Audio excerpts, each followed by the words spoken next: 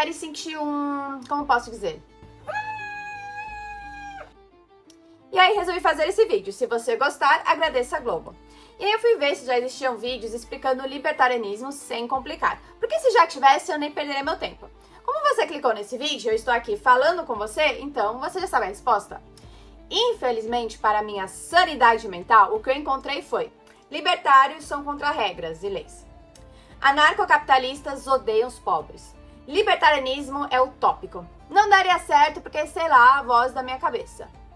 Não estou dizendo que não existem vídeos sobre libertarianismo, mas tem uns antigos, tem uns que não cobrem exatamente o que eu gostaria e principalmente achei muito falando fezes. Então esse vídeo é para você que caiu de paraquedas nesse canal, nunca ouviu falar em libertarianismo, anarcocapitalismo, ANCAP, ou para você que já ouviu, mas só ouviu mentira. E também para você que é libertário, mas quando tenta explicar o que defende, vira um episódio confuso de podcast de 3 horas. E obviamente não irei abordar tudo que há para abordar nesse tema, porque seria impossível. Então, para os mais emocionados, segura a emoção. Para o vídeo não ficar gigante, eu vou tratar esses termos como sinônimos. Libertarianismo ou anarcocapitalismo parte da ideia radical, absurda, egoísta e aparentemente chocante de que você é dono de si mesmo e do fruto do seu trabalho. E é só isso. Se quando você ouviu isso pensou, ué, mas isso é óbvio, não é? Parabéns, você já entendeu mais do que 90% do que os intelectuaizinhos que criticam o libertarianismo sem saber o que é. Obviamente, existem consequências dessa premissa que precisamos aprofundar. O libertarianismo tem um axioma central, o princípio da não agressão, ou PNA para os íntimos. Não vou complicar isso porque não precisa. Axioma é o princípio fundamental e serve como base para deduzir as consequências do argumento.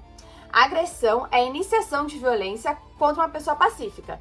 Então, o princípio fundamental do libertarianismo é ser contra a iniciação de violência. Toda agressão é errada, sempre. Ponto. Violência contra a pessoa ou contra a propriedade dela. Um tapa é agressão, roubo é agressão, assassinato é agressão, crimes com vítimas. Obviamente, xingar os outros ou ter seus sentimentos ofendidos não é uma violência. Agora, se roubar alguém na rua é agressão, então roubo continua sendo agressão, mesmo que quem faça isso esteja usando terno, gravata e uma logomarca bonita chamada Estado. A diferença entre o bandido, a máfia, o crime organizado ou o Estado é que uns apontam uma arma e dizem, me dá seu dinheiro ou eu te machuco. E o outro diz, me dá seu dinheiro ou você vai preso. E se resistir, vamos usar violência física contra você. O que na verdade é a mesma coisa, né? Mas um finge ser moral. Ai, Catarina, mas o Estado devolve uma parte para você. Tá bom, vamos supor então que o ladrão apontou uma arma para a sua cabeça, você deu todo o seu dinheiro, que era bastante, e com esse dinheiro ele pega uma parte para ele e outra parte dá para uma vizinha. Deixou de ser roubo? Não. E se ele não tirar todo o seu dinheiro, deixou um troco para você pegar no metrô? Deixou de ser roubo? Também não. Consentimento é absolutamente essencial em qualquer relação humana. Não existe fazer caridade com dinheiro tomado à força dos outros.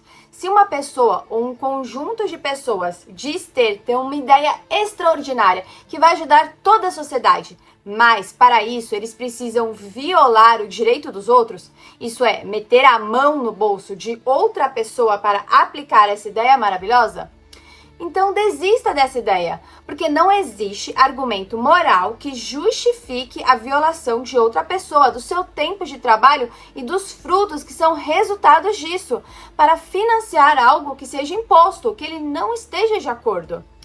Mas aí chega o esquerdista, o coletivista e fala, ai, mas as pessoas são egoístas, não querem contribuir com esta minha maravilhosa ideia que vai ajudar a todos. Eles não compreendem a grandeza do meu propósito. Então ele acha justificável meter a mão no seu bolso e isso é roubar você. Não importa o motivo ou quem esteja fazendo isso. Isso é roubo e imposto é roubo. Se eu quero contratar você para trabalhar para mim, seu consentimento em trabalhar para mim é importante. Do contrário, é escravidão. Se eu quero estabelecer regras para o nosso convívio, seu consentimento é importante. Se você nunca consentiu com imposto, com agressão do Estado, então ele é legítimo. Libertários são contra a agressão e ser contra o Estado é uma consequência lógica disso. E eu ainda argumento que tudo liberal é quase um libertário. Porque olha só, se você é um liberal, você defende o quê? A liberdade como um direito natural de todo ser humano, certo? E liberdade contra o quê? Contra a coerção, contra a agressão, contra a invasão da minha propriedade, certo? Agora defino o Estado. O Estado é instituição que detém o monopólio da agressão.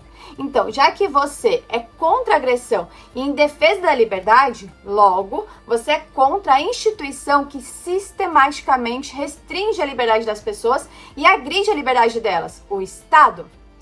Às vezes falta só criatividade para entender esse ponto. Ai, concordo com o que você disse, Catarina, mas como seria XYZ? Calma, a gente chega lá. Mas se isso que eu falei até agora fez algum sentido para você, é bem provável que você seja um libertário. Libertários defendem 3 direitos básicos: direito à vida, direito à liberdade e direito à propriedade privada. Esses são direitos negativos, eles não forçam que alguém trabalhe por você, eles não obrigam ninguém a ser roubado para que você tenha algo. Se um indivíduo não pode fazer isso, isto é, agredir, roubar alguém, então um grupo de indivíduos também não deveria poder. E chamar este grupo de Estado não muda nada. Eu separei uma citação muito boa do Bastiat aqui. É a lei de Frederic Bastiat. Vou deixar o link na descrição do vídeo. Ele diz: se cada homem tem o direito de defender, até mesmo pela força, sua pessoa, sua liberdade e sua propriedade, então os demais homens têm o direito de se entenderem, de organizar e manter uma força comum para proteger constantemente este direito. O direito coletivo tem, pois, seu princípio, sua razão de ser, sua legitimidade no direito individual. E a força comum, racionalmente, não pode ter outra finalidade, outra missão que não a de proteger as forças isoladas que ela substitui.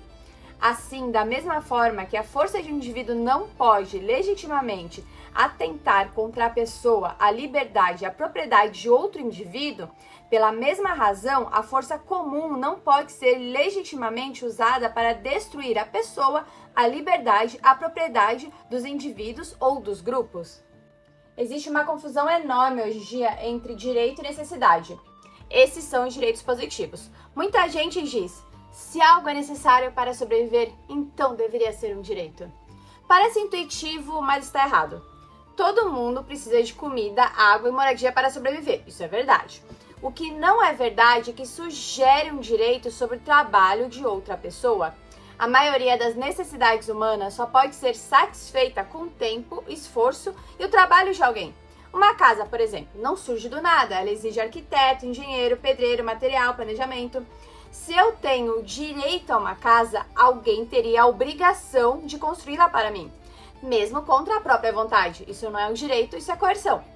O mesmo vale para a comida. Se eu tenho direito à comida, então o padeiro seria obrigado a me entregar o pão que passou o dia inteiro produzindo? Ah, mas o padeiro e o pedreiro não estão sendo forçados a trabalhar. O Estado paga eles. O Estado paga com o dinheiro que roubou de outra pessoa, com trabalho e tempo de outra pessoa. E aí rouba do pedreiro e do padeiro tempo e trabalho para pagar um terceiro.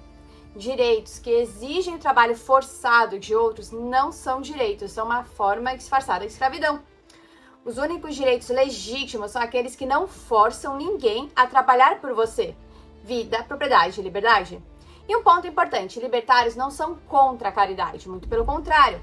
Caridade, ajuda e solidariedade são virtudes morais importantes, mas virtudes só existem quando são voluntárias. Quando o Estado obriga alguém a ajudar, isso deixa de ser virtude e passa a ser coerção.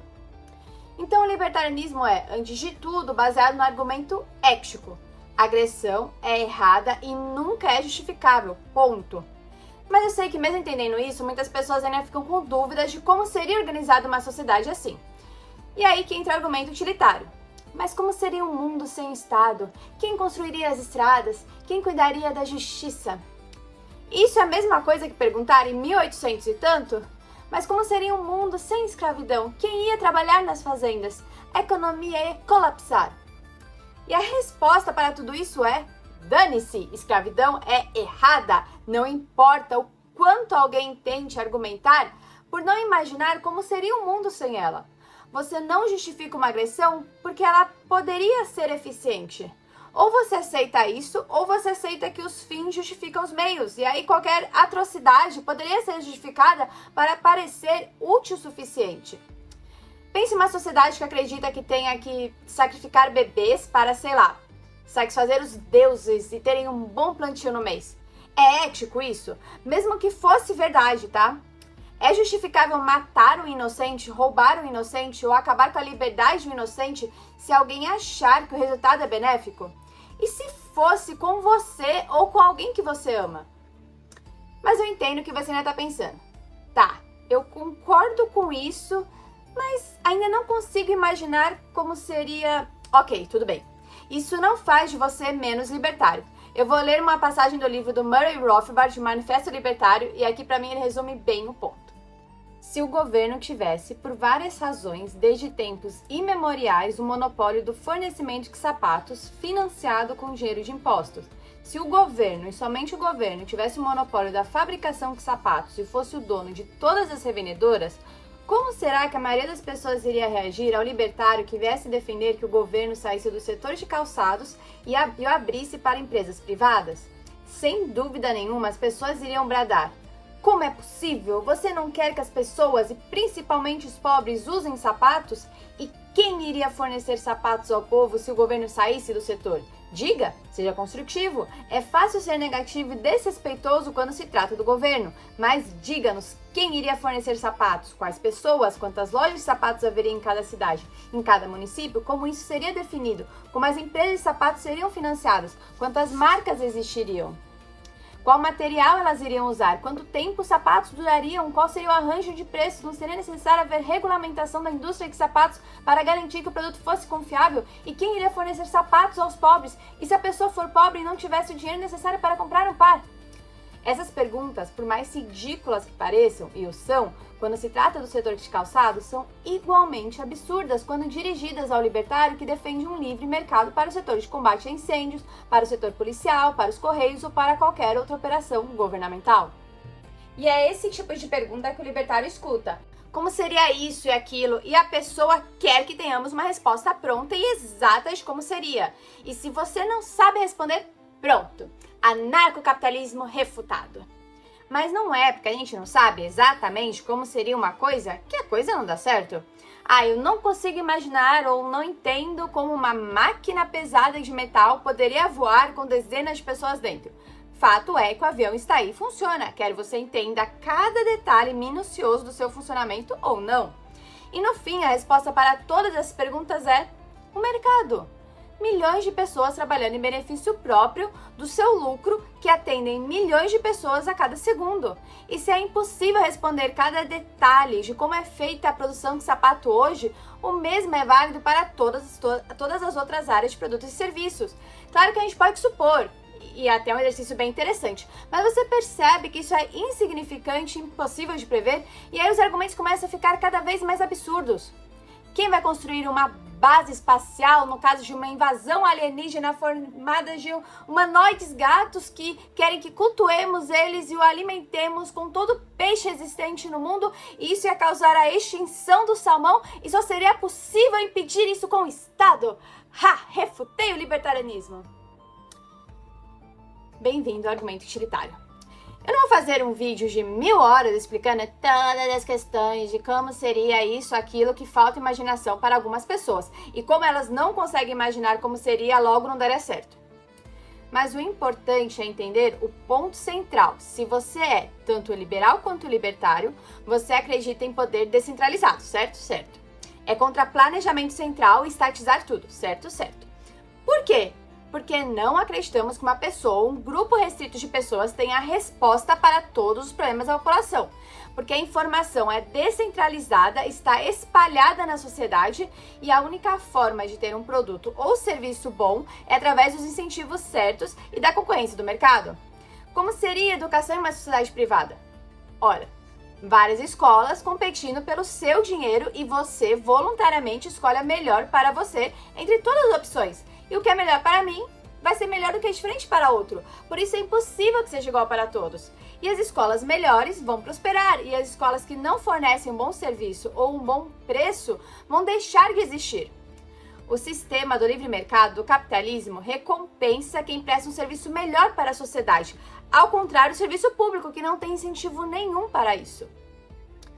Pensei em agora mais uma indicação de leitura. Estará na descrição. The Beautiful Tree. Explica justamente a questão da educação. Muito bom. Se recursos são escassos e necessidades são infinitas, então a única forma de alocar esses recursos de maneira eficiente em uma sociedade é através do mercado e do sistema de preço, que é a forma de transmitir informação de onde alocar e onde investir. O cliente, isto é, quem paga a conta na iniciativa privada, é quem utiliza o serviço, quem compra o produto. Já no serviço público, quem paga é o Estado, não quem utiliza o serviço.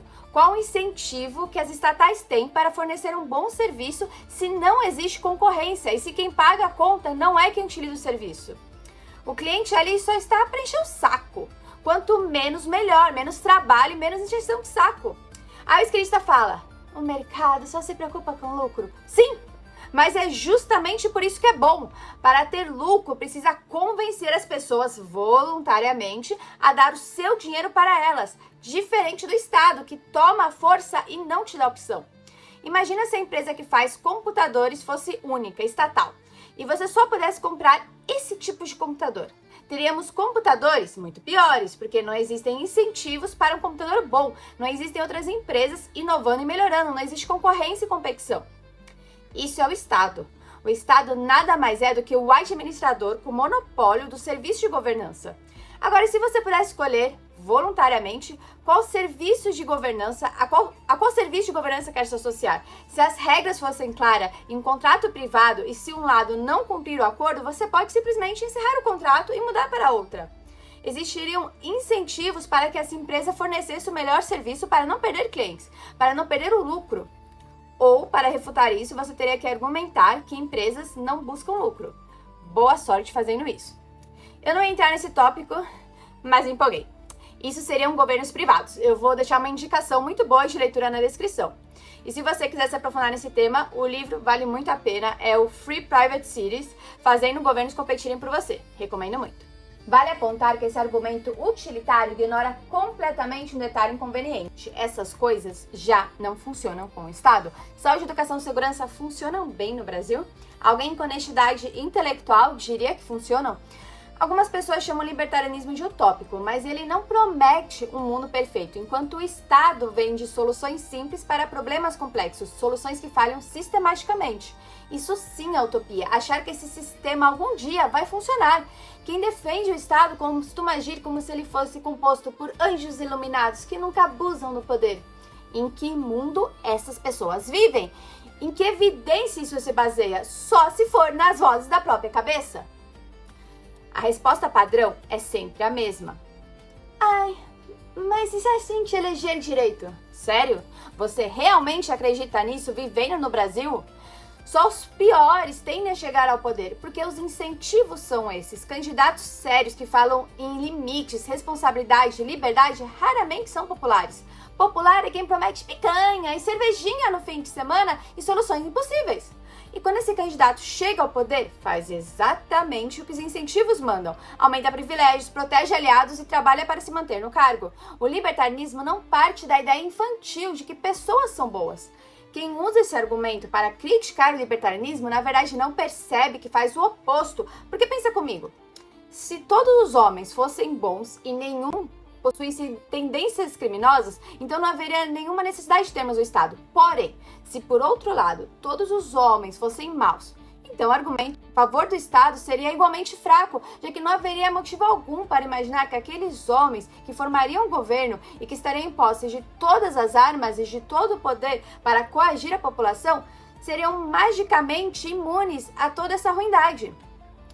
Já o libertarianismo diz que, dada qualquer natureza humana existente, com um sistema baseado em propriedade privada, é o único possível, além de ser o mais eficaz. Se as pessoas buscam os próprios interesses e a própria felicidade, é uma péssima ideia concentrar poder em alguns sobre todas as outras pessoas. Se só os piores tendem a chegar ao poder, por que exatamente deveríamos dar a eles ainda mais poder para decidir a nossa vida?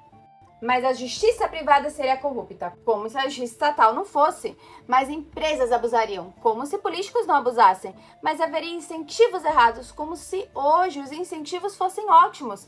A crítica ao libertarianismo normalmente aponta problemas que já existem no Estado, ignora completamente isso e finge que o problema só aparece se o Estado sair de cena. Exige a imperfeição do libertarianismo, que aliás não é nem a proposta aqui, mas aceita a mediocridade e corrupção estatal como se fossem fenômenos naturais, tipo chuva. O Estado não vive para o benefício daqueles que diz representar. Na verdade, sustenta políticos sobre roubo, legalizado por eles mesmos e institucionalizado. Usa de coerção contra seres humanos pacíficos, correndo a liberdade deles e tornando-os mais pobres. No final, tudo se baseia em liberdades e em escolhas pessoais, em poder na mão dos indivíduos e não do Estado. O mercado não é perfeito. Ele erra, testa, aprende, corrige. Se você compra um chocolate ruim, na próxima vez você compra outro. Se você escolhe um serviço ruim, você troca. No Estado, não. Você é obrigada a conviver com a decisão errada por anos. E pior, a decisão dos outros. Mesmo que você discorde, mesmo que seja obviamente ruim. Isso é tratar adultos como crianças grandes. É acreditar que você é burro para um caramba. Que se for livre só fará fezes com a sua vida, logo você precisa de um papai para falar o que você pode ou não fazer e como pode viver a sua vida, conforme ele acredita que seja o melhor para você. E para ele, claro. E liberdade é liberdade para testar, para errar, para corrigir. Só assim a gente aprende e cresce. Libertarianismo não promete um mundo sem problemas. Libertarianismo ou anarcocapitalismo é simplesmente a noção radical que iniciar violência contra uma pessoa pacífica é errado. Ser contra o Estado é apenas uma das consequências dessa conclusão. Se você concorda com isso, seja bem-vindo, você é um libertário. Prevejo muita raiva no seu futuro na próxima vez que você for pagar o imposto. Mas melhor passar raiva do que viver na ignorância feliz, não é? Se esse vídeo te deixou com dúvidas, ótimo! Se te deixou desconfortável, melhor ainda. Um mundo com mais perguntas é sempre melhor do que um mundo cheio de certezas arrogantes. Dicas e leituras na descrição, entre no nosso grupo de WhatsApp para conversarmos e até a próxima!